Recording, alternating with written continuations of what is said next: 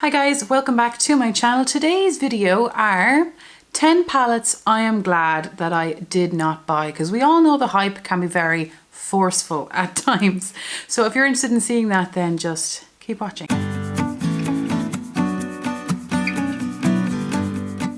So I actually chose 11 palettes because I hate being told I have to do 10. I have a bonus palette, okay?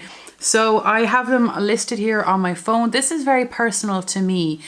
Everything will be personal to you, your finances, your complexion, your eyes, shade, like if it's hooded, your everything is dependent upon you. So if you like something, don't be offended, okay? This is just personal to me and my bank account and my pasty hooded self. Basically, it's just down to what makes you excited and not as well. So the first palette is the Tatty Palace. I really wanted this palette so much. It was kind of a unique concept, sleek packaging. Each row had its own finish and I was just really excited by it. However, I had to take into account shipping that bad boy to Ireland and customs. So it was a big commitment for me if I was going to get it.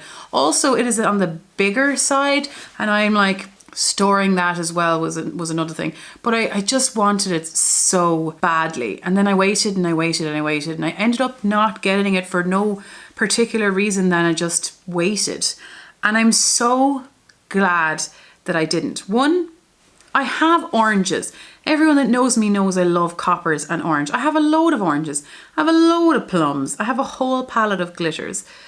I don't need that. You don't need anything, but I don't need it. What I was curious about though, one thing I do kind of miss is I've no idea what the formula is like or what it's similar to. So if you have it, you might let me know if the formula is similar to anything so that at least I know. Two, I don't need that kind of drama in my life. I don't even know it's too relevant, but you know, so I'm actually really glad that I didn't get it. It would have cost me an absolute fortune for shades that I already have and for storage I don't want to commit to. Palette number 2 is the Natasha Denona Bronze palette. I wanted this so desperately and COVID had hit dramatically on the finances. Now, so I really shouldn't be buying anything, okay? But God almighty, those colors are right up my alleyway. I absolutely, so far, really, really, really enjoy Natasha Denona's formula. And I even put a post up on it, about it on Instagram to try and get people to talk me out of it. I was on the proverbial edge, guys, the proverbial edge. But I'm so glad that I didn't get it because it is a lot of money and I already own the Colourpop California Love palette. So for me, when I watched swatch videos, I was more drawn to the arm of the California Love palette. So if I had that palette in my collection, it would be so similar, at least on my eye, to a palette I already have. So it would have been a lot of money that I was not in a position to spend. I wouldn't have anyway if I couldn't afford it, but it was just such a lot of money to spend on something that I kind of pretty much already have. So thank God I didn't do it. Even though I think it's fantastic, it looks gorgeous, the formula is unreal, I just think it's lovely. But I do already own something similar, so it would be almost foolish of me in the setup that I was in to get it, and I'm glad that I didn't, thank God. The Fenty Snapshots number 3, palette number 3, all of them. The color stories, the green one intrigued me the most. The fact that they could magnetize together, the fact that I don't own anything from Fenty yet and I really want to try those highlighter duos. And it was just kind of unique, you know? And I was like, oh, I'd love to try them. And I've seen videos of them everywhere. Then I didn't, for no particular reason, but I don't generally, I'm not a person who buys things straight away anyway. I always wait anyway. So I knew it wasn't I was going to buy it straight away, it was just if I would buy it. I didn't hear the best reviews on the formula, and then the more I saw it, the more I was like, that colour story I have, don't I? I do. And now I'm so glad because they not cheap, girl. They are not cheap. So happy I didn't get it. The next one is the Melt Muerte palette. Now I know a load of people love this. There's absolutely colour story, totally your choice. The skull on the packaging, beautiful. And the fact that it would go with other palettes, so cool. But I kept seeing it everywhere and I was like, I want you, like so bad. And I was like, don't think about it. Just don't think about it. Don't. But I have a melt palette. I have one melt palette. It is the Smoke Sessions. The formula is different. I really like it, but I have the Muerte colours in my collection. I have them. I just have to stop, you know, I have to stop. And it is a lot of money again, like, you know, so I had to be conscious about the purchase, being like, am I in a position where I can buy multiple palettes of shades that I know I already have? No, I'm not. And that's fine. You know, it's fine. There's other places it needs to go. Don't get it. So I didn't.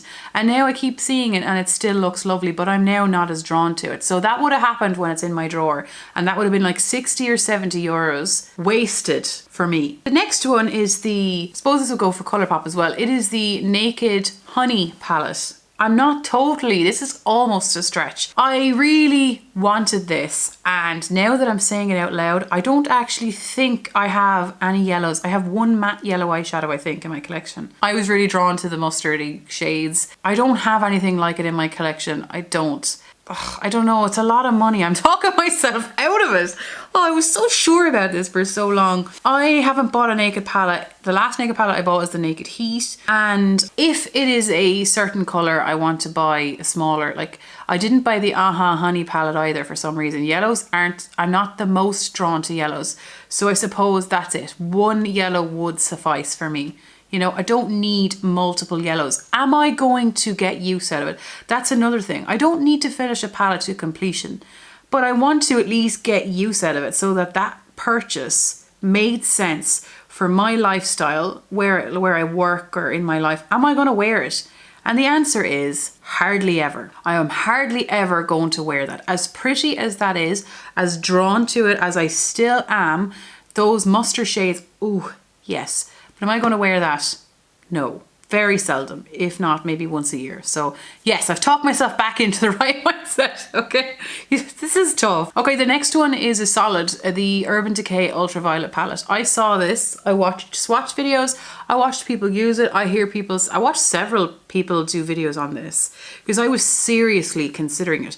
But the review videos I were watching were two polar opposite reviews I was hearing. However, I did see one from Andrea Mattiano, and she's very unbiased. I really like that.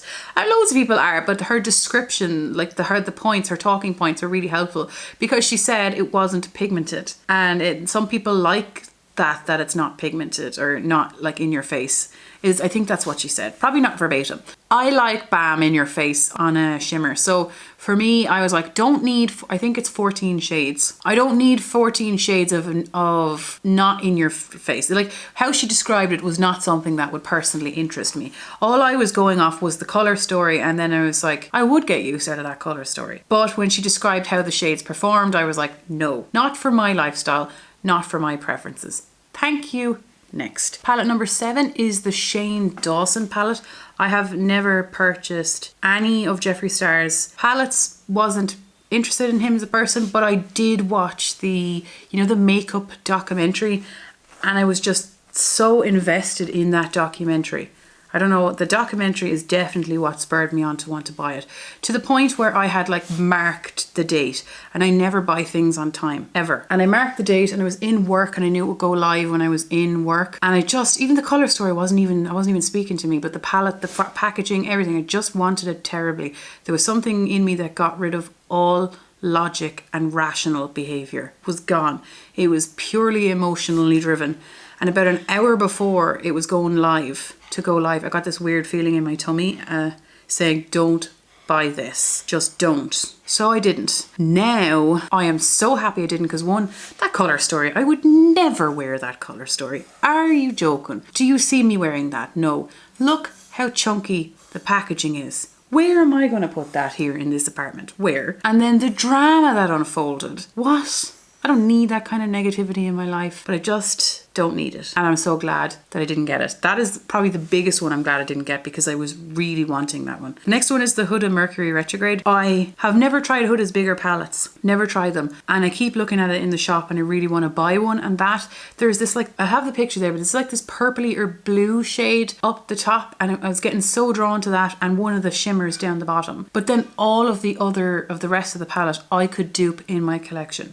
So it was those two shades and the packaging I was totally totally drawn into. Then I watched a video from a lovely YouTuber here, and I will link her everywhere to be linked. And I watched her do some looks on it. She's Australian. The Makeup Enthusiast. I think it's Bettina is how you pronounce it. And then I was like, nah.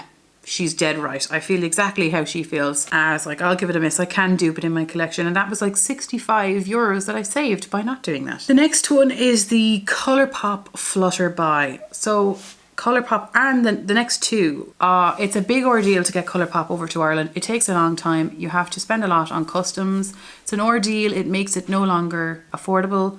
And I really wanted the Flutter By palette, and all of the monochromatic palettes. But I didn't get it, and I was still, even yesterday, was looking at it on their website, but I'm so glad I didn't get it because the colour story is similar in tone to the Naked 3, in my opinion. I'm only looking at photos, and I'm like, do I wear that Naked 3 enough? No, I don't. Even though I really like the Naked 3, I hardly ever wear it. I pulled it into a project to have it rolling and I still hardly ever wore it. Now I know it's because I'm panning so many eyeshadows, but I just don't reach for it enough. And it's the same theme as the Naked 3. So I'm really glad I didn't go to the finances of that when I know it'd sit in my drawer and it wouldn't be used. And then for the Strawberry Shake, I really wanted the Strawberry Shake, but I really wanted them as well. And it would take, again, it would be a massive ordeal. Guys, I have loads of reds and pinky tones, and I don't need to go through the hassle to have 17.5 palettes red. I don't need that. So I'm so happy I didn't get it, because then they just, as much as I like them, they kept coming out with palettes that are pretty much coral or red. Then the bonus palette is the Carli Bybel one from Anastasia Beverly Hills. I looked at that and I was so drawn to the colour story online. I thought it was, God, I thought it was beautiful. I thought it was something different to what I already own. Then I was in the shop, the one store in Ireland that sells Anastasia Beverly Hills, and I swatched it. And you know, it just wasn't for me. It wasn't for me. It had a blue-brown shade. That was the most unique one. Excuse me. And I have 4 blue-brown or green-brown shades in my collection. So I don't need it. Every other shade I could dupe. But I love her formula. Her formula is my favourite formula of all formulas. But I'm glad I didn't get it, because now 50 quid I've saved. Add up how much I'm going to put up on the screen in US dollars and in euros and in Canadian, because it says that those are the most places that people watch from. And that's how much money I saved. Think about it that way. Because that amount of money would have been wasted for me personally and would have sat in my drawer. What an exercise. If there's any palettes that you were going to get that you haven't got, let me know what they are. I'm interested. And your logic. Give me your logic. So if you've watched this to the end, thanks a million. Or if you've even clicked on it, thank you. That's today's video. Please do subscribe and I'll see you the next time. Take care. Bye.